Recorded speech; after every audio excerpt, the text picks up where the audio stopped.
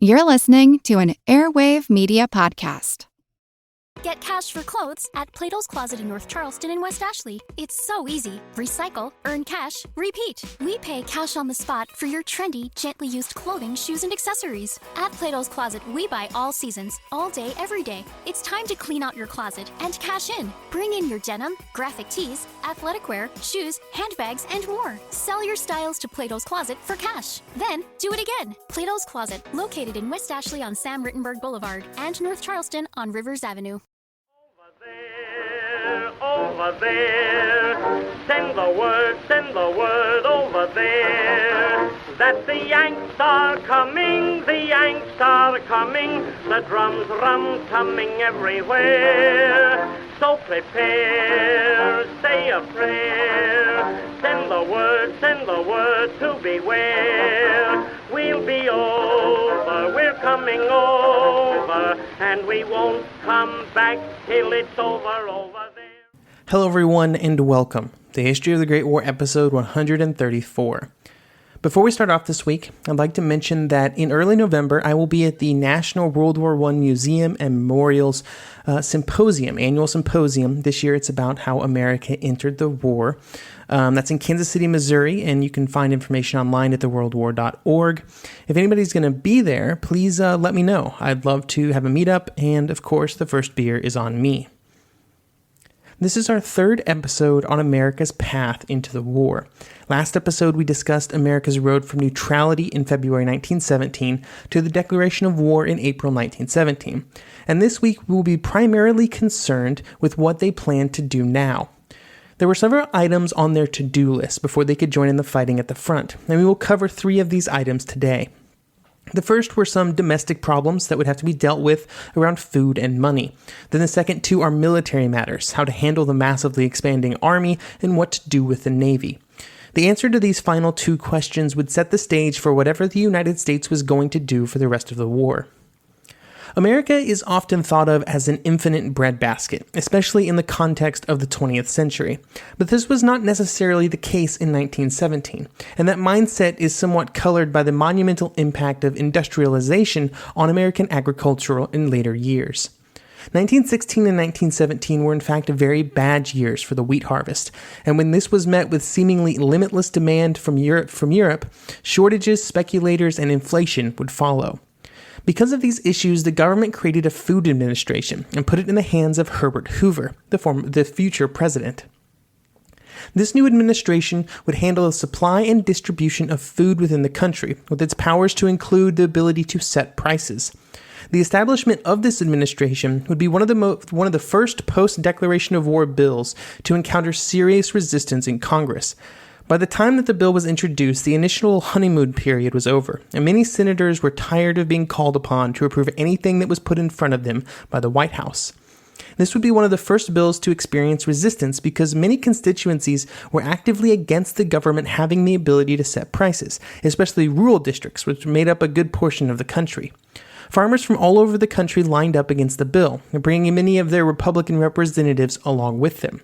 This meant that the new food administration was only created after pressure from the press was put on the government, and even then only passed begrudgingly. Another topic that became more and more contentious as the year wore on was the subject of money. When war was declared, Congress approved any number of spending bills, but there was a limit to how much congressmen would approve, especially when people started asking how they were going to pay for it.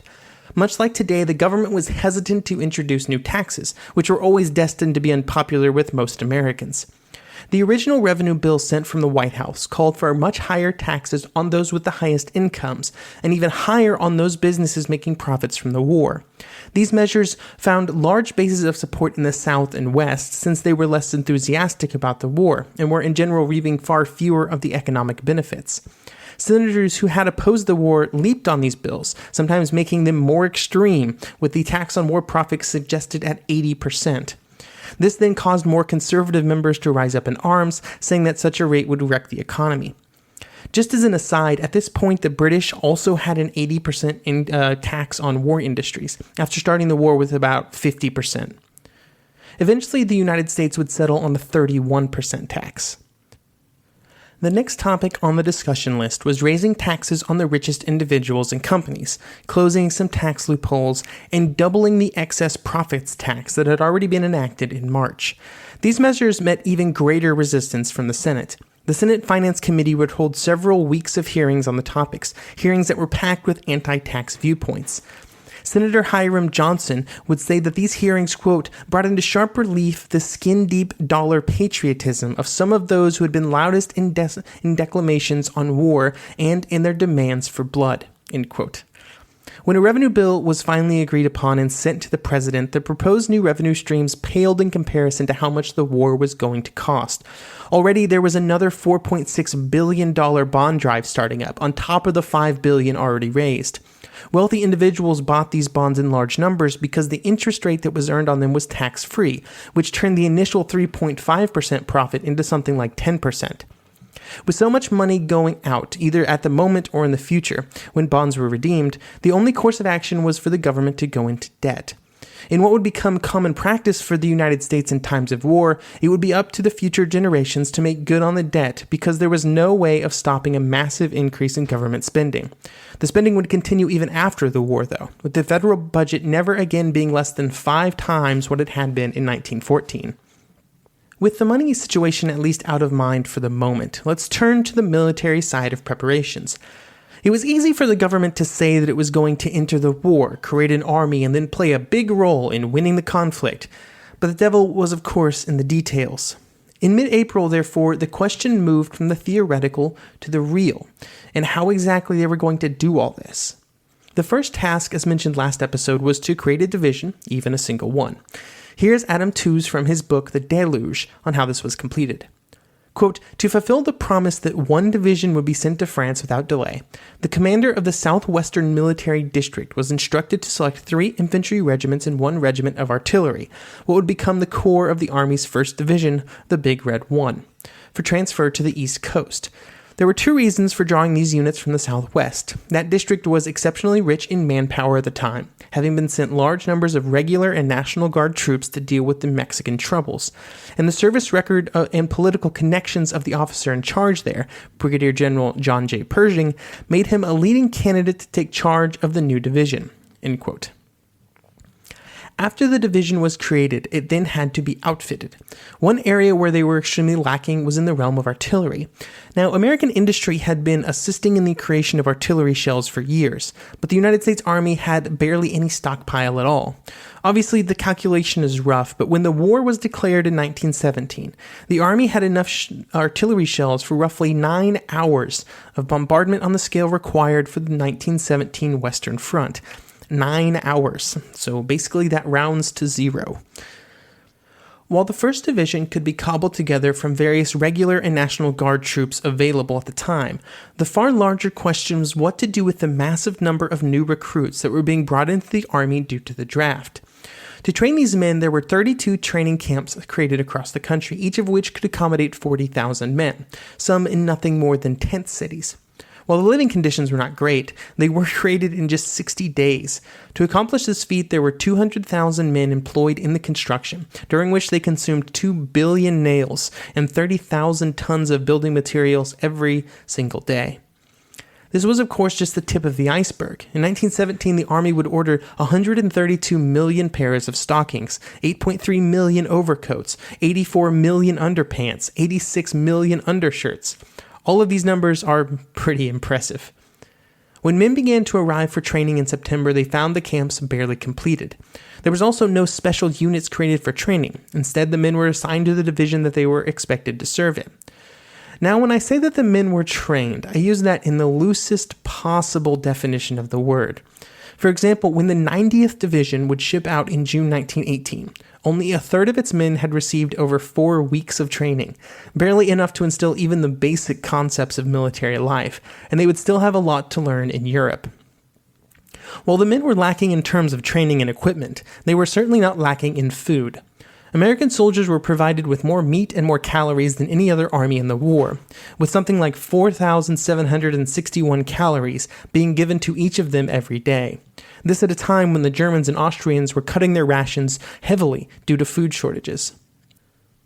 One item of note is that this army was a white army. Those of other races were not welcomed, and it was believed that they were not suited for anything other than labor or other service duties. There was one black division allowed, the 92nd, and while it had some black officers, none of them were higher than a captain. It was not that the minorities were not ready, willing, and capable of fighting. It's that they were not allowed to.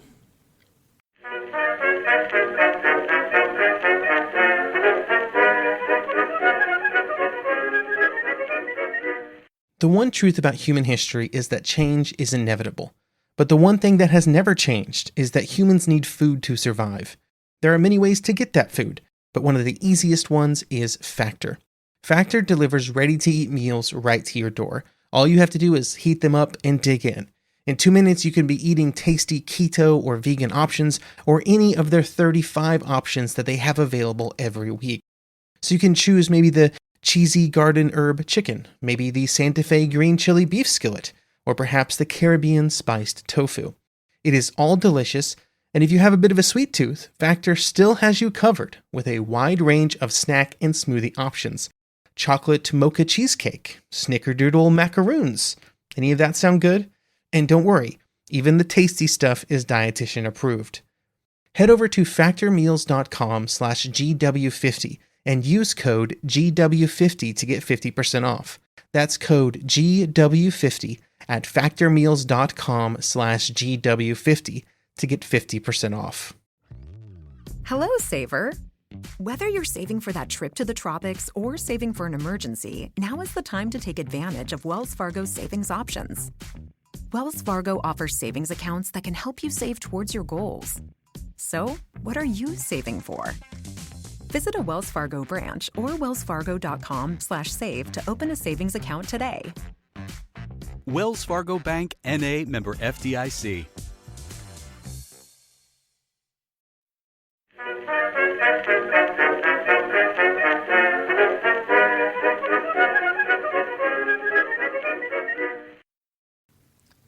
While there were hundreds of thousands of men getting dubious amounts of training, there also had to be men to lead them. If the number of troops that were needed to go to war was insufficient, it was nothing compared to how much the officer corps was under strength. In essence, the number of officers needed to double in size of the entire United States Army as it had been in 1915.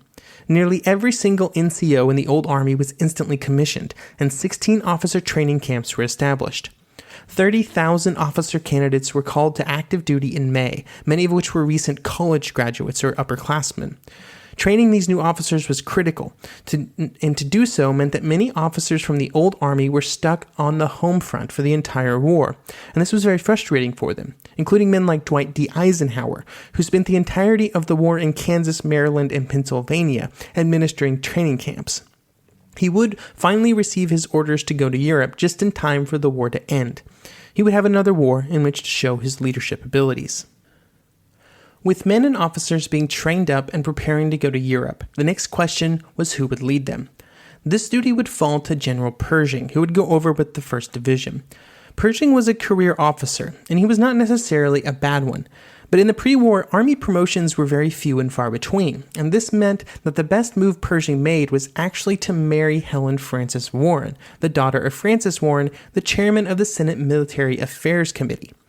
Warren's influence resulted in Pershing being promoted up 4 ranks in a single leap by President Roosevelt in 1906, a promotion that bypassed 862 more senior officers, something those 862 men were probably not too fond of, not that they could do anything about it. I will leave more in-depth evaluations of Pershing's accomplishments and leadership to later episodes. Pershing and the first men of the American Expeditionary Force arrived in Europe in June 1917, and they were received with wild enthusiasm by the French crowds. The staff were placed into quarters in Paris and began to prepare for all of the challenges of feeding the millions of American soldiers into combat.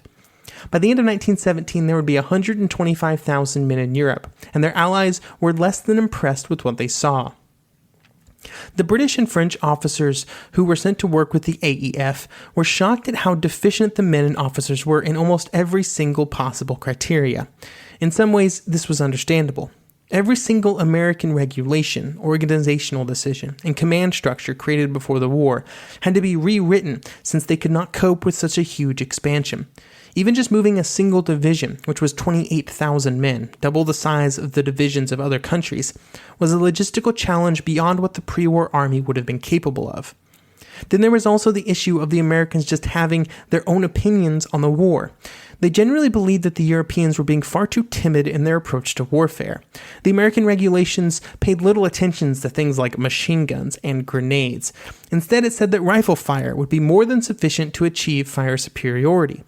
Those of you who are Patreon subscribers and have listened to the last several Patreon episodes will know that this sounds a lot like the British Army of 1914. Belief that courage and a rifle was all that was needed. Pershing believed that, quote, victory could not be won by the costly process of attrition, but must be won by driving the enemy out into the open and engaging him in a war of movement, end quote. This probably could have been lifted from any number of armies from 1914 to 1916. But this was not 1914. It was not 1915 or 1916. And the Americans were far behind the Europeans in both mindset and ability. In many ways, they were lucky that they were arriving into the war at the end instead of at the beginning, where their enemy had far less ability to punish their soon-to-be-made mistakes. One limiting factor in terms of how many men could be sent to Europe was shipping space. The War Department thought that by June 15, 1918, they could only send about 635,000 men to Europe, due strictly to how much shipping it would take to supply them. When you look at the amount of food shipped to Europe to support the AAF, this concern starts to make a little more sense. During the last 17 months of the war, the United States shipped 800 million pounds of canned beef, 150 million of canned pork, 500 million pounds of potatoes, and 1 billion pounds of flour. Yes, that is billion with a B. They tried to reduce the amount of things that had to be shipped by buying as much as possible in Europe, but food was something that would always have to make its way across. Shipping space would be part of why so much equipment that the Americans would use would actually come from the British and French. With this equipment, they would also at some point have to take over part of the front line, and the question became where to put them. The possible areas of operation for the AEF were far more limited than you might at first suspect. The Americans could not go into Flanders. The British would never allow themselves to be moved away from the Channel ports and would certainly not trust the American army to protect their lines back to home. The French were similarly never going to let the Americans take over the front closest to Paris. Protecting the capital would be a French job. With these limitations in mind, Pershing asked to be put into the line between the Argonne Forest and the Vosges Mountains, an area near the old Verdun battlefields of 1916. He believed that this would allow his army to take part in some solid offensives when the time came. The French had no issues with handing this part of the line over to the Americans, so Pétain agreed. The first American troops of the 1st Division would begin arriving at the front on October 21, 1917, and they would start with 10-day tours at the front on a battalion-by-battalion basis to try and acclimate themselves to the trenches in what should have been a very quiet sector. A few days after the infantrymen arrived, the artillery did as well, and they fired their first shot into the German lines. The next day, they captured their first prisoner of war. The rest of 1917 would be quiet for the Americans, and we will catch back up with the AEF next when we discuss the German attacks of early 1918. For now, though, we turn our eyes to the Navy. During our episodes on the U-boat campaign of 1917, we talked a bit about how the Americans helped out the British by sending over destroyers, but this was not the only way in which the American Navy would assist in the war. However, before they determined how they would assist the British in the Atlantic, the Americans had to solve a problem, and it had to do with the mix of ship types in their Navy. They had a good number of modern dreadnought battleships, 14 to be precise, which was a very respectable number. But they were joined by very few smaller ships. Basically, the American Navy was very top-heavy, lots of big ships, very few small ships to accompany them. This was exacerbated by the number of destroyers that had to be detailed to protect convoys. Sims, the architect of the sending of destroyers to Britain, would help find a way around this problem. After Sims arrived in Britain, he went to Scapa Flow to consult with Jellicoe.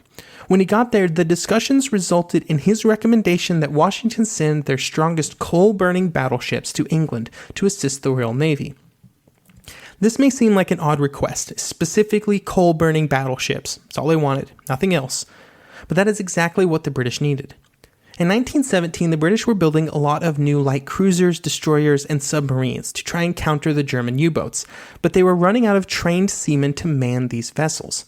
There simply were not enough men to go around. They tried to solve this, but they ran into some problems, and so they hoped to solve it by retiring some of the old pre-dreadnoughts that they were using for coastal defense, breaking up their crews to be put on the smaller vessels. But to do this, they wanted to augment their forces with American battleships to keep their numerical advantage over the Germans. The reason that they needed coal burning was that while the British had plenty of coal, they were very short on fuel oil. Oil deliveries had been hit hard by the German U-boats, and there was barely enough for the Royal Navy to keep their own ships going, let alone the additional needed for oil-burning American ships. On the American side, there was some concern about sending any large capital ships to Europe. The American admirals shared many strategic concepts with the British and German counterparts, mostly around the absolute necessity of keeping the whole fleet intact for use in a massive battle that would win the war.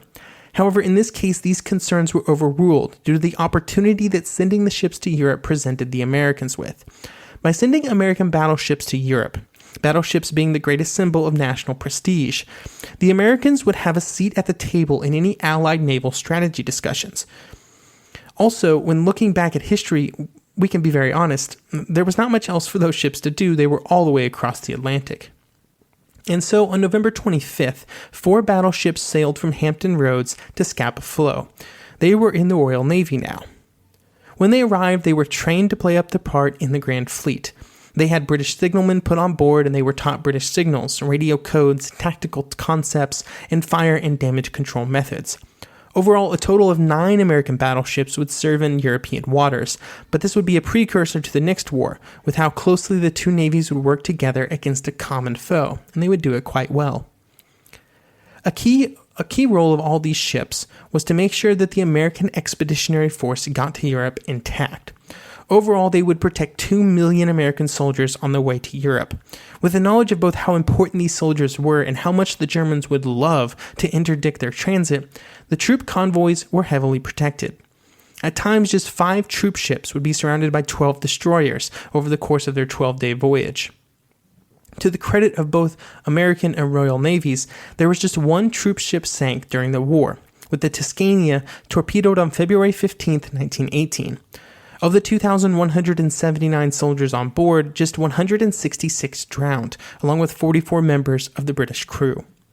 Even with a few casualties, by mid-1918, the Americans were coming to France at the rate of 300,000 a month, every single one of them due to the skill and dedication of the merchant sailors and the navies protecting them. The Americans had now arrived. They were over there. Next week, we will begin by looking at what the Europeans in the war thought of the Americans and how their entry into the war would change the situation, before we then jump back over the ocean to the American home front to look at some of the changes that the war would bring to the land of the free.